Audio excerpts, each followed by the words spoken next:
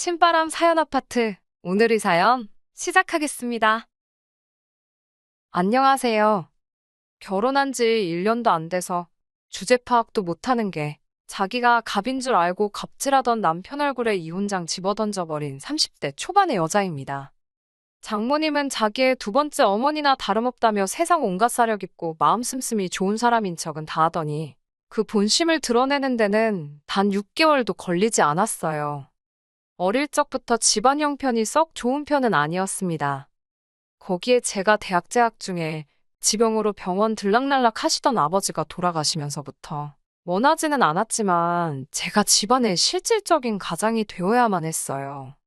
그래도 그나마 다행인 건 작은 빌라이긴 하지만 어머니 명의로 남겨져 있는 게 있다는 거였습니다. 대학 졸업하자마자 취직 준비하는 시간도 아까워 부르는 회사 중에 그나마 가장 조건이 좋은 회사로 들어가야 했네요. 하지만 급하게 들어간 회사치고 대우도 괜찮고 조건도 좋은데다가 이제 연차까지 쌓이고 하니 월급도 괜찮은 편이라서 처음 가장 역할을 하게 되었을 때보단 많이 힘들지가 않네요.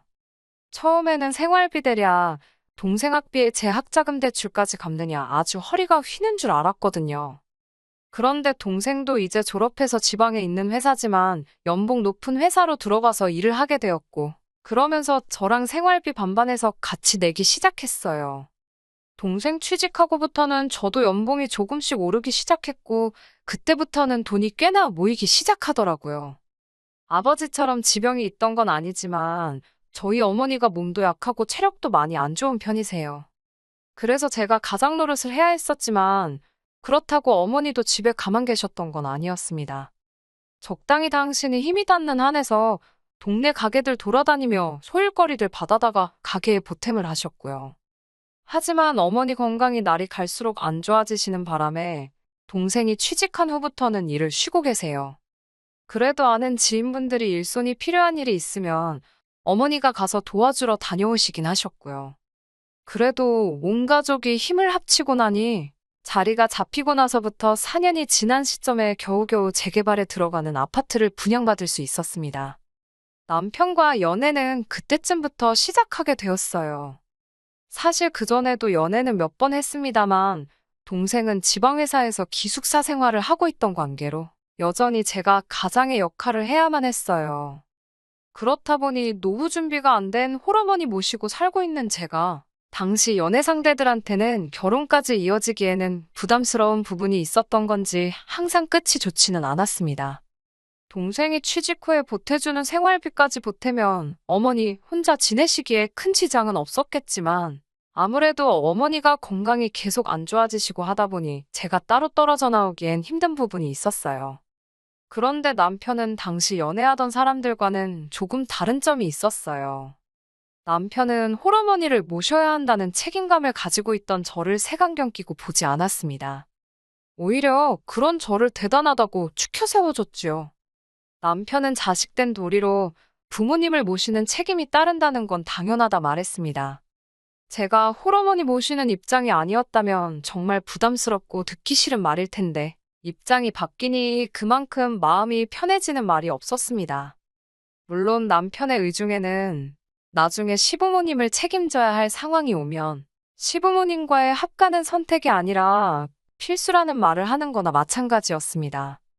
하지만 그렇다고 해서 당장 결혼하자마자 시부모님도 모시고 친정어머니와 온 가족이 함께 살자는 말은 아니었어요. 결혼 준비를 하면서 시부모님 쪽은 노후 준비가 어느 정도 되어 있는 것도 알게 되었고 시부모님 당신들도 딱히 합가에 대해서는 크게 기대도 생각도도 안 하시는 눈치였거든요. 친정어머니께서도 당신 때문에 제가 나이 먹고 결혼도 못하고 있는 거 보기 안타까워 하시기도 했고, 결혼을 긍정적으로 생각하지 않을 이유가 하나도 없어 보였지요. 친정어머니도 남편을 엄청 마음에 들어 하셨어요. 영업직이다 보니 특유의 넉살이 있는데 부침성이 좋은 모습이 어머니를 안심시키기도 했습니다. 그도 그럴 게 어머니도 사실 남편이 제가 좋아서 결혼하는데 늙은 노모가 딸려오면 싫어하지 않겠냐 하고 장모님 모시고 처가살이 하면서 살자드는 사위가 썩 부담스럽다 느끼고 계시던 상황이거든요.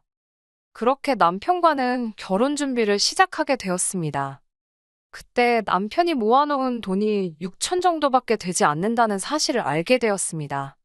저도 사실 아파트를 분양받은 뒤 남은 돈이 2천 정도밖에 남지 않기는 했습니다. 허나 명의야 친정어머니 앞으로 되어 있었지만 사실상 제 집이나 다름없었기에 모아놓은 돈을 가지고 따지고 들기엔 제가 더 적게 해온다고 할 상황은 아니었지요. 남편 말로는 군대 취직 준비에 이런저런 일이 있다 보니 많이 모으지 못했다고 말을 해왔습니다. 그런데 그건 걱정할 문제가 아니지 않냐는 말을 하더라고요. 제가 집이 있으니 자기가 혼수는 서운하지 않게 채워오겠다 했어요. 요즘 시대도 뭐 남자가 집 해오고 여자가 혼수해오는 시대도 아니고 괜히 돈 문제로 왈가왈부하면서 다투는 것도 싫었어요. 그렇다고 제가 이미 집이 있는데 남편한테 집값만큼 뭐 해오랄 것도 아니었으니까요. 그런데 또 결혼 준비를 한참 하다가 남편이 어렵게 말을 꺼내기를 그냥 혼수도 안 해오면 어떻겠냐 물어오더라고요. 무슨 소리를 하려고 그러는가 싶었는데 어차피 지금 집에 저희가 쓰고 있는 것들이 있는데 굳이 뭐하러 새 것까지 사면서 새로 채울 필요가 있느냐 하는 겁니다. 새 것도 우리들 손에 들어오는 순간 준 거 아니겠냐고요. 100번 양보해서 틀린 말은 아니라지만 당시 집에서 쓰고 있던 것들이 전부 옛날 집에서 가져온 것들이었어요. 그때쯤부터 해서 남편과 결혼 이야기가 오고 가기 시작했고 남편이 혼수를 해오기로 되어 있었다 보니 미리 채워놓으라고 할 수는 없었으니 그때까지 당장 쓰자는 취지로 들고 왔던 것이었거든요.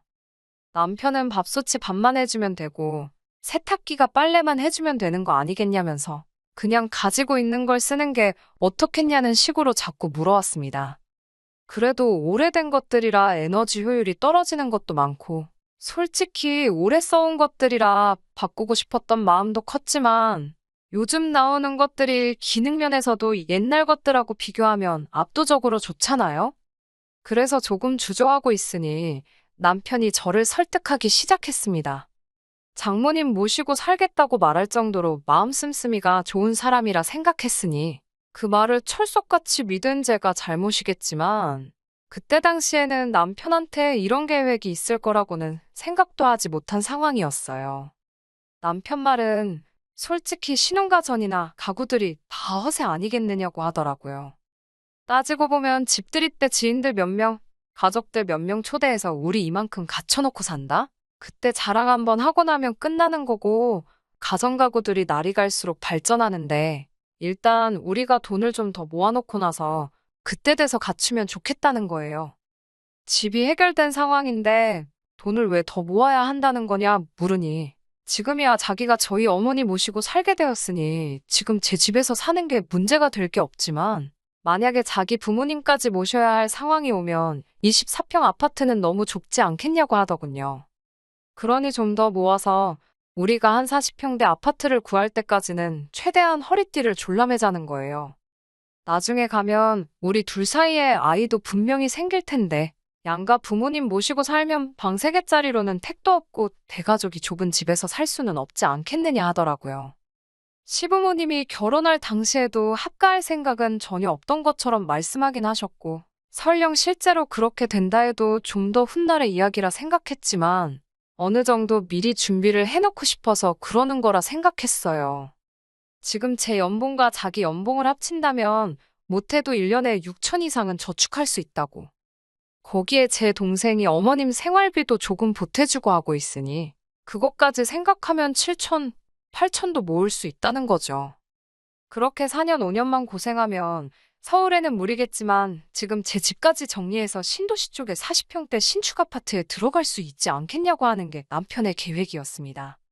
솔직히 듣고 보니 그럴싸하긴 했는데 1년에 그 정도 모을 계획이면 가정가구 새 거로 바꾸는 게 그렇게 무리가 될 거라고는 생각이 들지 않았거든요.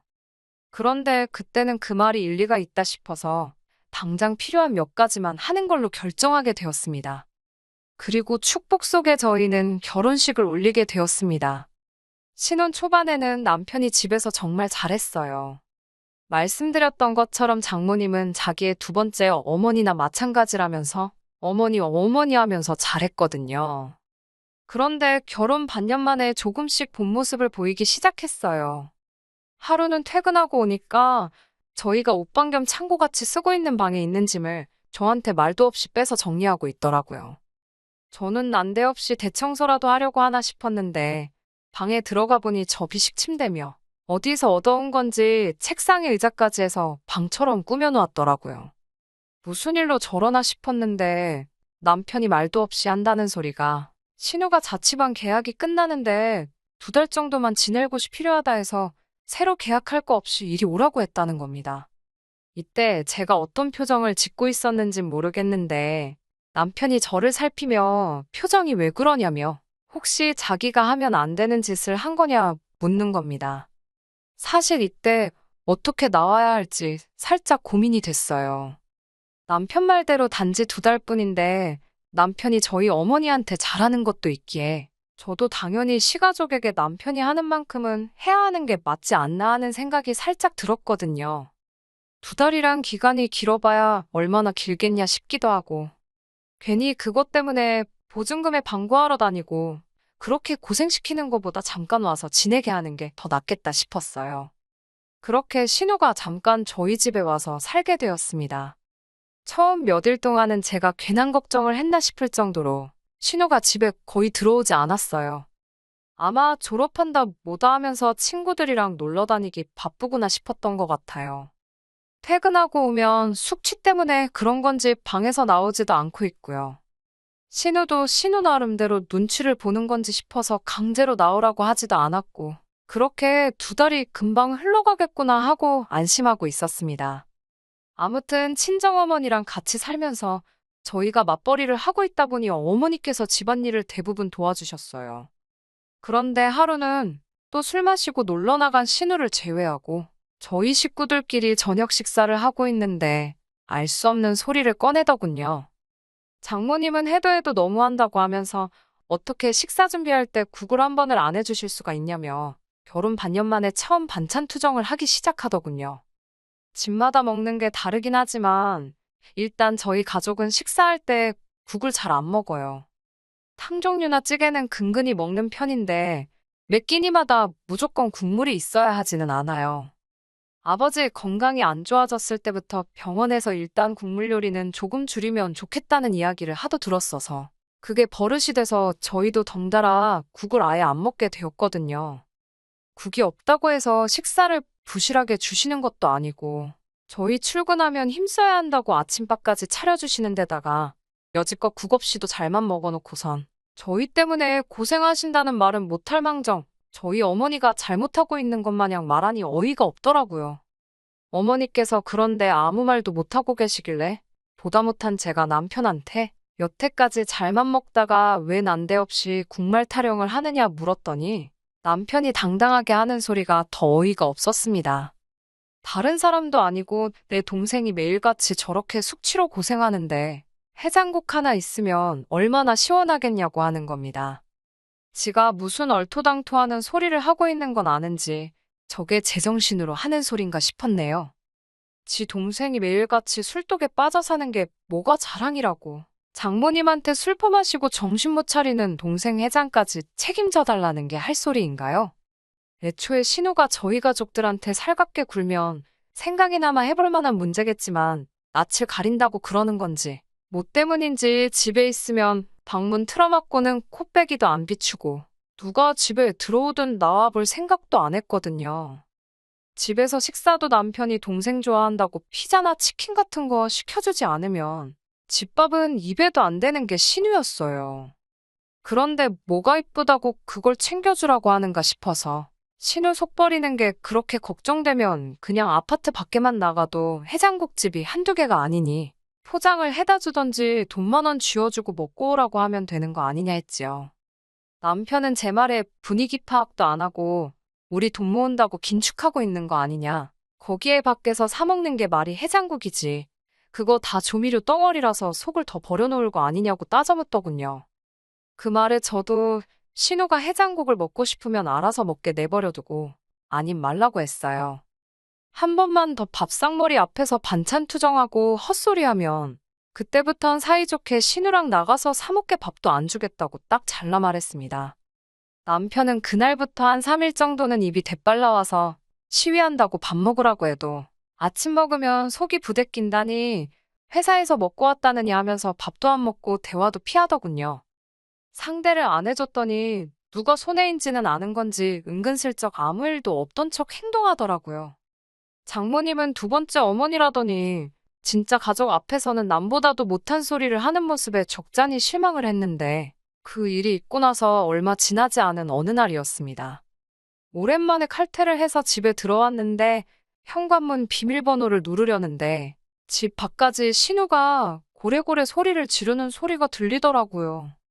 무슨 일인가 해서 급하게 문을 열고 들어갔는데 신우가 블라우스 하나를 들고 저희 어머니한테 큰 소리를 치고 있던 겁니다. 신우한테 저희 어머니가 사돈어른인 것까지 떠나서 그냥 모르는 사이로 만났어도 어른인데 아줌마 아줌마 거리면서 소리를 치는 모습을 보니 묻고 따질 것도 없이 저도 모르게 신우의 뺨을 올려붙여버리고 말았어요. 자초지종도 모른 채 저도 감정적인 부분이 있었지만 다른 사람도 아니고 제 어머니한테 버르장머리였게 구는데 그게 신우가 아니라 그 누구였어도 똑같이 행동했을 겁니다. 신우는 얼굴을 부여잡더니 오빠 오면 다 죽었어 성질을 부리며 방문을 부서져라 닫고 들어가더군요. 어머니도 많이 놀라셔서 냉수 한 잔 가져다 드리고 잠깐 상황을 정리하고 있는데 얼마 안 있어서 남편이 퇴근하고 들어왔어요. 남편 또한 무슨 상황인지 알아볼 생각도 없이 저한테 어떻게 내 동생 뺨을 때릴 수가 있냐며 문 열고 들어오자마자 다짜고짜 저한테 성질을 부리기 시작했습니다. 네 동생이 어땠는지 아느냐며 아예 온 가족이 다 모여 있으니까 한 번 삼자되면 해보자고 방으로 기어 들어간 신우를 나오라 했습니다. 신우도 지 오빠가 와서 그런가 기세가 등등해서 그제서야 방에서 기어 나오더라고요. 손에 들고 있던 블라우스를 바닥에 패대기 치면서 이게 얼마짜린지는 아냐고 큰 소리를 내더라고요. 듣자 하니 저희 어머니가 빨래를 돌려놓았는데 세탁바구니 안에 그 옷이 들어있었다는 거예요. 세탁바구니에 처박아둔 걸 친정어머니가 무슨 가사도우미 분도 아닌데 그걸 확인하고 분류해서 옷이 안 상하게 잘 돌렸어야 했던 거 아니냐며 자기 옷 망가진 거 어쩔 거냐며 그걸 변상하라고 하고 있는 겁니다. 저게 사람인가 싶더라고요. 그 말이 끝나자마자 저도 모르게 또 신우를 한 대 때릴 뻔했어요.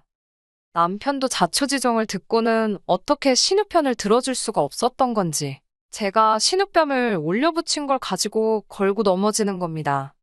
더는 안 되겠다 싶어서 두 달이면 금방 지나갈 줄 알았고 신우가 이렇게 되먹지 못한 개념 없는 사람인 줄 몰랐다고 그냥 이 집에서 나가라고 했습니다. 그러니 신우가 자기가 가길 어딜 가냐면서 우리 오빠 집이니까 나가고 싶으면 우리들이 나가라는 말도 안 되는 소리를 하더라고요. 그래서 신우한테 이 집이 누구 집인지나 아냐고 버럭 소리쳤어요. 남편도 도를 넘어선 신우의 행동에 신우 편을 들지 못하니 결국 신우는 짐을 싸서 집에서 쫓겨나게 되었습니다. 신우는 끝까지 사과 한마디 없이 욕짓거리만 계속하면서 끝까지 더러운 꼴을 보이고 나갔고요.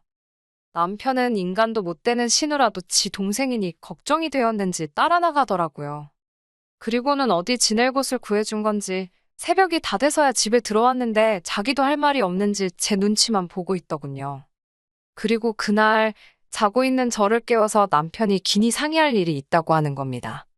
솔직히 자기는 너무 충격적이었다고 하면서 신우가 잘못한 거 100번 인정하지만 신우 앞에서 우리 집을 장모님 집이라고 말하는 게 그렇게 충격적이었다 하는 겁니다. 그러면서 공동명의 이야기를 꺼내더군요. 하루라도 빨리 장모님 명의로 돼 있는 거 우리 이름으로 돌려놓는 게 맞지 않겠냐 하는 거예요. 이제 신우도 이 집 명의가 어떻게 되어 있는지 알았으니 시부모님 생각에 자기 아들이 처가살이 하면서 맘고생하는 걸로 오해할까봐 무섭다는 거예요. 따지고 보면 우리가 오갈곳없는 장모님 모셔주고 살고 있는 거나 마찬가지 아니겠냐고. 자기가 이 정도 희생을 하는데 공동명의를 요구하는 게 못할 건 아니라대요. 그리고 장모님도 오늘 일 잘한 거 없다면서 일하지 않는 자 먹지도 말라는 소리 못 들어봤냐며 장모님이 집안일을 해주는 건 당연한 거랍니다. 그리고 어머니가 실수를 한 게 맞으니 거기서는 신우를 쫓아낼 게 아니라 오해를 풀고 좋게 넘어갔어야 하는 거라며 얼토당토하는 헛소리를 하길래 너도 엄마 집에서 쫓겨나고 싶냐고 한마디 해줬네요. 며칠 지나고 나서야 시누이를 들은 시부모님한테서 전화가 와서는 자식 교육 잘못 시킨 당신들 잘못이라며 저희 어머니한테 거의 사죄하듯 사과를 해왔어요. 그 와중에도 신우는 사과 한마디 없었고요. 하지만 시부모님의 이런 노력에도 불구하고 남편과는 사이가 완전히 틀어져 버리게 되었습니다. 남편은 신우가 쓰던 방으로 들어가 각방을 쓰기 시작했는데 제가 무슨 좋은 꼴을 보겠다고?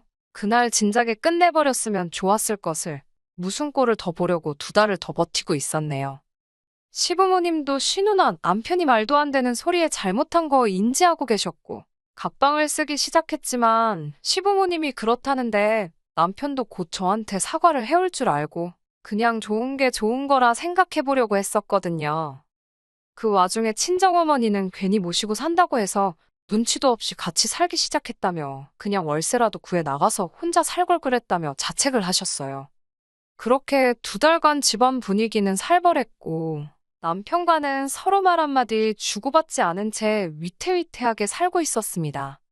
시어머니는 거의 매일같이 전화하셔서 저랑 남편 사이가 나아지고 있는지 저한테 계속 물어오셨어요.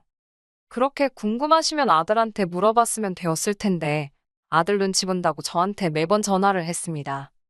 시어머니 생신이 얼마 남지 않았던 터라 시어머니도 저희가 혹시 안 올까봐 전전긍긍하셨고 하루빨리 화해를 하기를 바라셨던 것 같네요. 그래도 남편하고 잘 풀 수 있게 노력하시는 것도 있고 해서 회사에 반차를 내고 시어머니 선물이라도 적당한 거 하나 사가야겠다 싶어 집에 일찍 들어왔습니다. 그런데 집에 들어가자마자 저는 할 말을 잃어버렸어요. 얼마나 오래 끓인 건지 집안 유리창에 물방울이 맺힐 정도로 어머니께서는 불 앞에 서서 속꼬리로 공국을 우리고 계셨거든요.